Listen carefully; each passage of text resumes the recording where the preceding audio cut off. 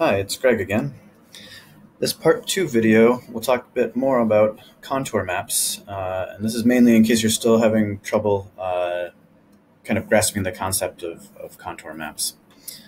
So we'll start off by where we left off last time, looking at this high pressure map with the highest pressures near the center here, and then decreasing pressures, 100.4 kilopascals, 100.0 kilopascals, and 99.6 kilopascals as you go farther away from the high center.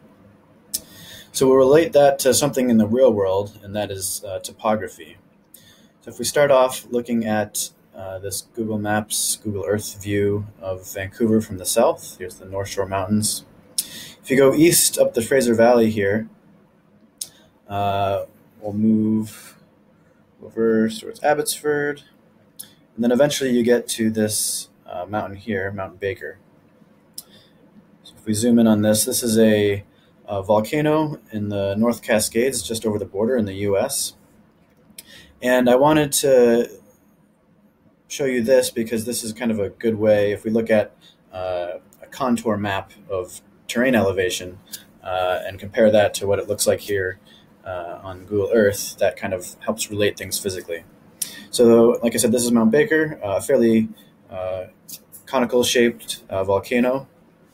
You can see the peak here and the slopes heading down off the peak.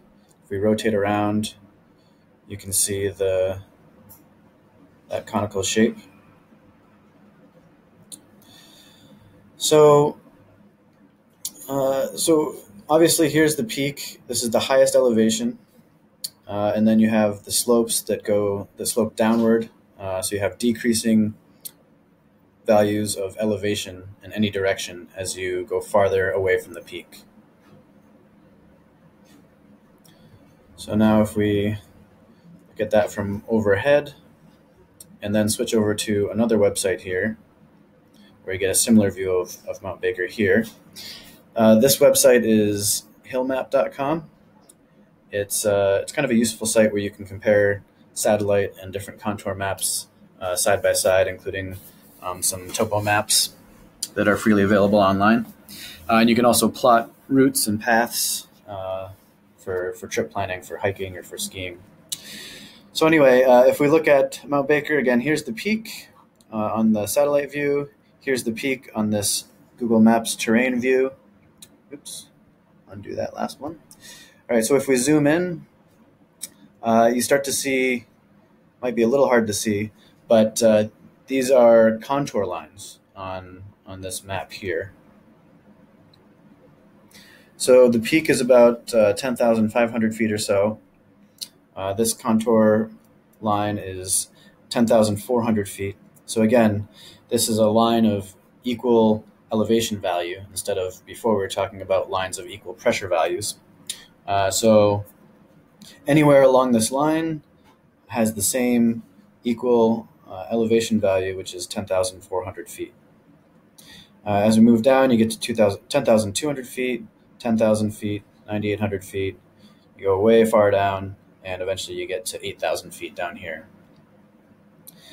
So again, we can see that if we move in any direction off this peak, whether it's this way or this way or this way, we have decreasing elevation values. And that relates to, in the real world, that's downhill. So it's going downhill anywhere from this peak. So you have a maximum here and lower values everywhere as you go farther away from that maximum value. Then if we want to talk about gradients in this same analogy here, you can see that the elevation contour lines are very tightly packed together here, very little space in between them. So that indicates really steep terrain, or what we would call a steep gradient or a strong gradient. If you compare that to farther down on the mountain here, where the slope is mellower, the lines are spaced much farther apart. This would indicate a more gradual slope. And then we can even look at a profile or kind of a side view of this path. You can see that the slope is steeper here in that upper part, and then the slope gets more gradual as you get to the lower part. So again, this is where you have a steeper gradient in elevation is up here, and then this is a weaker or more gradual gradient in elevation down on this lower part.